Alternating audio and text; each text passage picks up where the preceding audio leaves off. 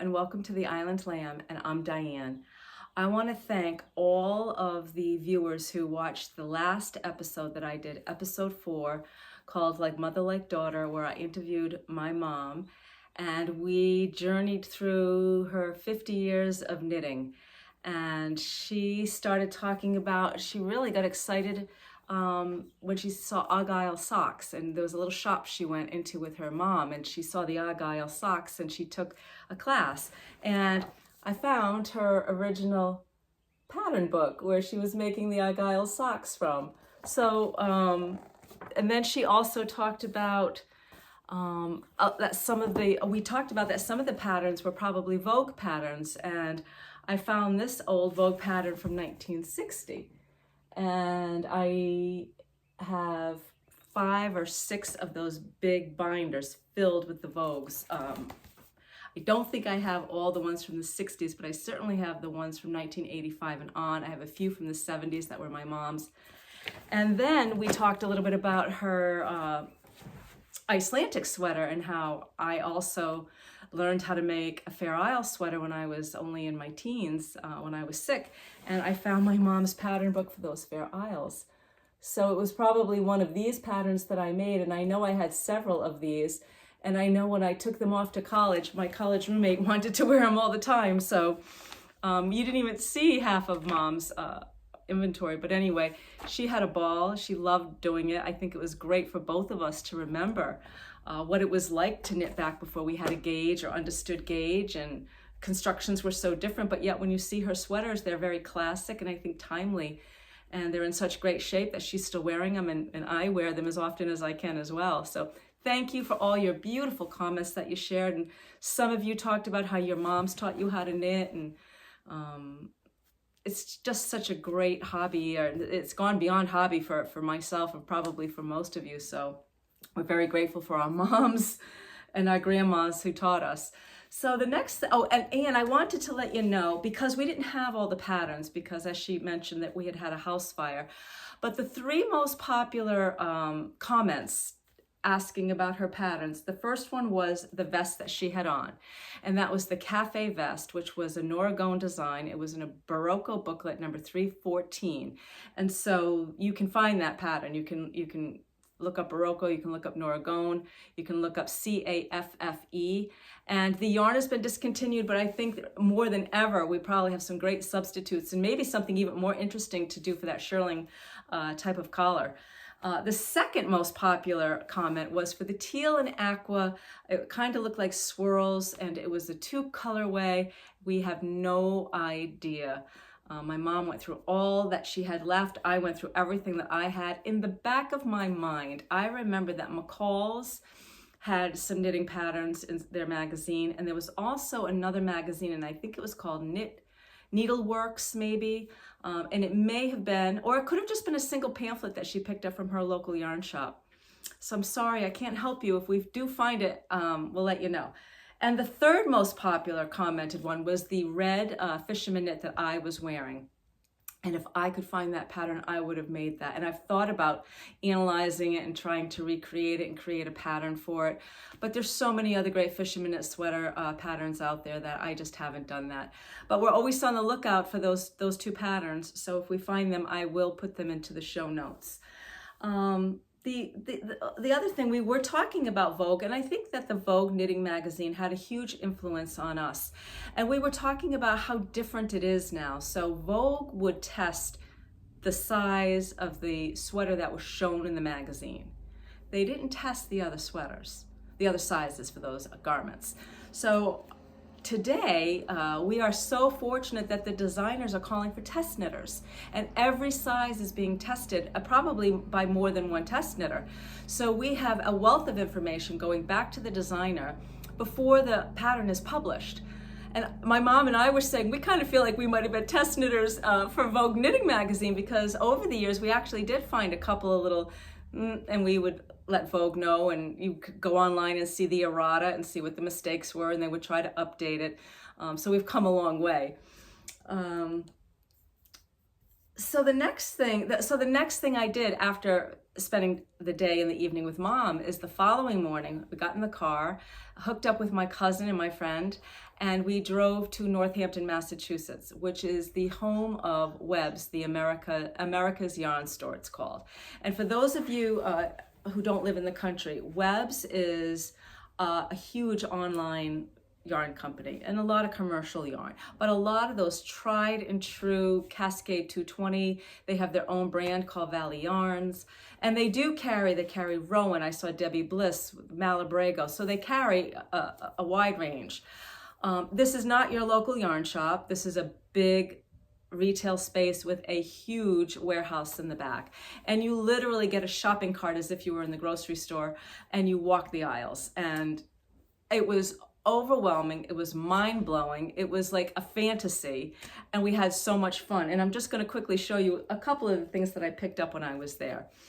So I did buy, and I have used Valley Yarns before, and this is again their brand by Webb's, the American yarn store. This yarn is called Northfield. It is 70% merino wool, 20 baby alpaca, and 10 silk. This yarn is gorgeous. It has incredible stitch definition. It has a little bit of a sheen because of the silk. And I have a couple of ideas. I bought a sweater's worth of this. I bought 15 skeins, 124 yards on a skein. The gauge is 5.5 stitches to the inch, and they suggest a size 6 needle. It's a gorgeous, almost cranberry color. And I think that's gonna make a really great sweater. So I did buy that. They also have their own alpaca, not alpaca, excuse me. They have their own kid mohair silk blend. So, we're seeing a lot of, we're carrying a strand of mohair with our DK or with any other yarn. So this is their Southampton, and I am not being sponsored or paid by Webb's. I just wanted you to know what I bought when I was there. So this yarn is called Southampton. It's Valley Yarns. It's 72% kid mohair and 28% mulberry silk. And this is that fingering weight, very fine.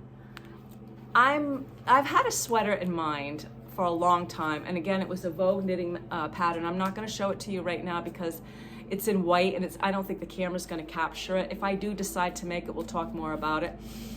If I don't end up using this for that sweater, I'm certainly going to carry this with another yarn and do something fun with it. So I did buy 10 skeins of that. The other yarn I bought, and this is kind of interesting. This is a Louisa Harding yarn, and it's called Pittura, P-I-T-T-U-R-A. This is a superwash fine merino with some bamboo. We are looking at 75% wool, 25 viscose, and there's 100 grams, 437 yards on this skein. This is fingering weight. Now, if you've been following Ravelry or Instagram, you'll see there's a Fair Isle skirt that's been very popular. It's a little flared at the bottom. And when I was at Rhinebeck, I saw 2 gals with it on, and it looked fantastic. And so what you do is you pick out your base color. And I found this, again, Valley Yarn brand, Charlemont, which is a 60% fine superwash merino wool, 20 mulberry silk, and 20 polyamide, 439 yards on the skein. Again, it's a fingering weight. And this Fair Isle sweater is all done with a variegated yarn, so it creates the whole Fair Isle pattern. So I thought that might be a beautiful combination for that skirt. So I'm going to do a little swatching eventually, and so I bought plenty for that. And the other thing, I got a darning egg because I have some socks that are my brother's, that I knit for my brother, that I wanted to work on, and I got the little Katrinkles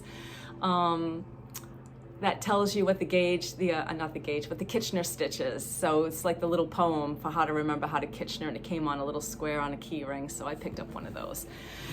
So we had a fantastic time. We were in there for hours and hours, and then we finally grabbed a bite, and we went back to the little cottage that we rented in the little town of Florence, which is just outside of Webb's, and it was idyllic. It was it's part of a working farm. It's a historical property, dates back to the early 1800s. We were very comfortable and cozy there. We went back, we made some tea, we knitted, and we went to bed early because the bus trip up to Webb's, we had to be back at Webb's at before 7 o'clock. That's when the bus left. So then we had a beautiful ride up through the foliage.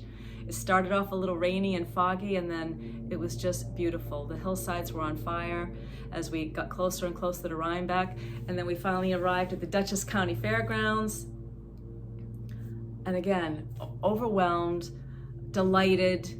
I had no idea that these long barns were permanent structures. I thought they just set this up for the fair. This is the New York Sheep and Wool Fair in Rhinebeck, New York, at the Dutchess County Fairgrounds. And surrounding the fairgrounds were beautiful maples and beautiful birch trees, all in their orange and reds and copper colors, and vendor after vendor of all the hand-spun yarn, and you could buy fleece, and you could go through the 4-H barn and see the sheep and all the different breeds of sheep, and they had llamas and goats and alpacas, and you know, we would be walking around and bump into one of your favorite designers. So I had a moment with Andrea Mowry.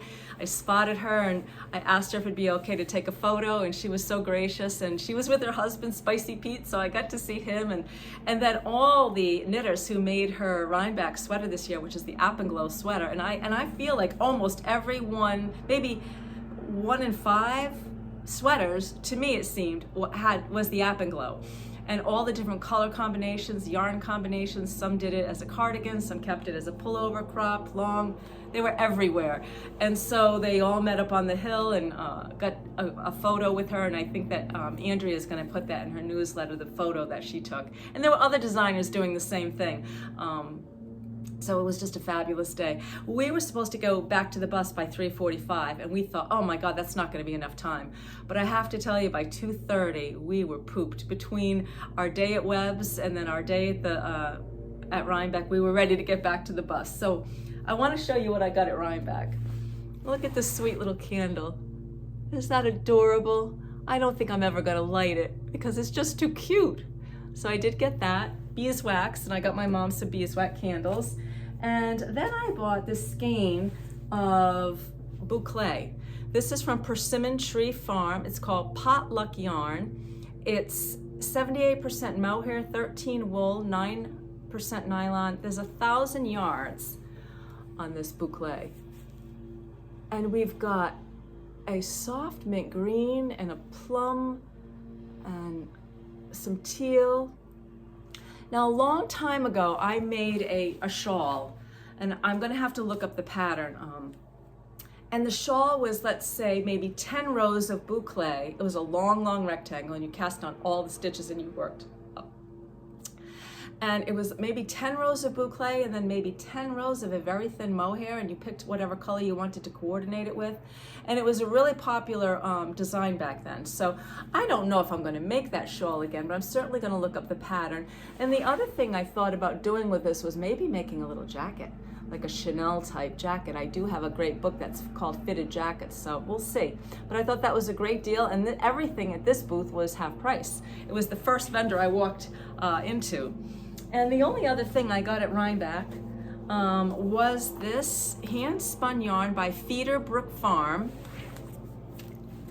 And I want you to see the beautiful colors in this. And this is, let's see, this is 100% blue-faced Leicester wool. And this is 260 yards, and of course it's hand-spun and hand-dyed. So I've got a couple of ideas. I'm thinking about this. I did buy 2 skeins, so I have quite a bit. And I thought about maybe making one of Andrea Mowry's, I can't think of the name of it, but you use a solid color in the background, and then you work this through. So I'll let you know when I decide to work on this and what I decide to do with it. But so those are all my purchases, and I just took them out of the bag today, and today is Friday, and I got home on Sunday, and I'm still trying to digest everything I saw and everything we did. Okay, so I think that's enough chit chat. Let's get to what I'm wearing. So this is the poncho that I was working on, I think 2 episodes ago while I was procrastinating, cutting up my steek on my Spark cardigan, which I still haven't done. But anyway, so this is that poncho pattern that is in the little book called Viva Ponchos. And when I was when I first had it on the needles, I showed you that you could wear the cable down the front or the back. But I also wanted you to see how pretty it is if you turn the cables onto your shoulders. And it does kind of give your arms a little bit more room. But again, this is how I had it when I was first showing it on the needles. You could offset it like that. So it's pretty versatile. You know, I think I did a 10-inch. You could make it longer or shorter. It's got a 2x2 rib at the bottom. I did block it. This is the Baby Alpaca Grande by Plymouth, and it's 100% baby alpaca. It's just beautiful, it's gorgeous. So I'll be wearing this now. I'm even wearing it in the house right now, and I'm not too hot. It's very lightweight, it's very lofty, it's not itchy. So the other thing I wanted to show you, and I noticed a few people have been working on this for a couple of years, this is the Pressed Flowers shawl. And I do have that pattern right here. I apologize, I thought I had it a little closer. I did see this as a sample in the Mermaid's Pearl, which is that yarn shop I was telling you about that is located in Wickford, Rhode Island. And it's designed by Amy Christoffers, and it's the Pressed Flower shawl, and this is mosaic knitting. So this is what the pattern looks like.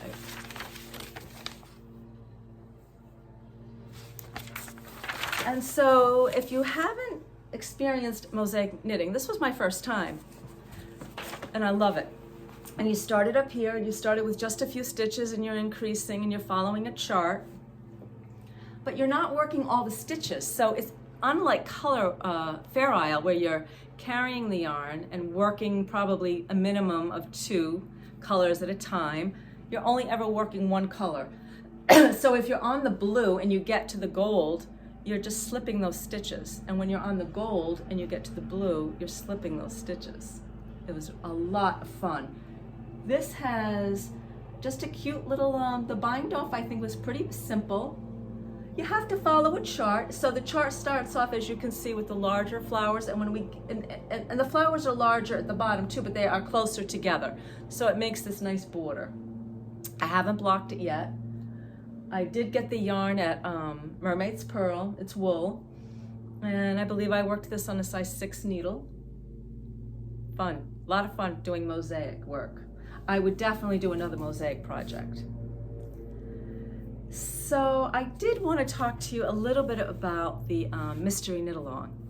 So for those of you who have not finished Clue 1 and gotten into Clue 2, you might want to just turn it off now. I don't want to spoil it for you.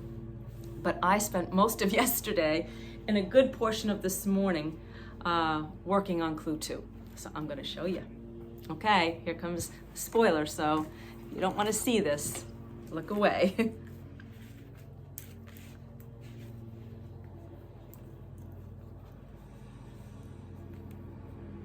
So this was Clue 1. These incredible chevrons. And Clue 2, we've put this wedge, these wedges, and we've introduced the accent color. And we are now, I've just bound off this section of cables, and we're doing that on this side as well. So, what do I have to say about this? I know some people have said it's too much. I saw some of the comments after Clue 1, they said it's just too much. I will agree that it's not a lot of time in between clues. The clues released once a week for 4 weeks. It's not a lot of time in between if you have a job, if you have a family, if you have other responsibilities, or if you just, have a life where you're going out maybe and exercising, going to the store, you've got other things to do. It's tricky to accomplish the whole clue within the week's time frame. I didn't kill myself doing it. I'm behind. They released Clue 3 yesterday. Is that true? Clue 3 was released yesterday, and I'm just finishing up 2, and I'm just going to do my best. I'm enjoying the process. I'm learning some new techniques. I'm very pleased with the yarn choice that I made. And I did want to show you another shawl in case you want to try one of Stephen West's designs, but you don't want to do a knit along, or you don't want to do something that complicated. So this shawl, and I apologize that I can't remember the name of it. I'm going to look it up and I'm going to add it to my show notes. It was kind of an afterthought when I was looking at the MCAL. This shawl, I had this big skein of yarn, and it's called Twisted Cashmerino, and it's a marl, not a marl, it's a gradient. So it starts I think I pulled from the outside of the skein. It started with this cream. It slowly turns into the gray, as you can see, and then into that gorgeous kind of russet sweet potato color, and then into that gorgeous blue. And it's this little drop stitch that you do. It's garter stitch. It has a beautiful bind off like we're doing on the MCAL. This is that, what are we calling this? Oh gosh, I can't think of the name of it right now. I've been doing it for days on that MCAL. Beautiful up close around your neck. Be pretty, just tucked inside your coat like a scarf. Large enough to get over maybe your jean jacket or your poncho. So he has a ton of patterns, and they're not all complicated, and they're not all on a time constraint with clues. So don't let it scare you, I guess is what I'm saying.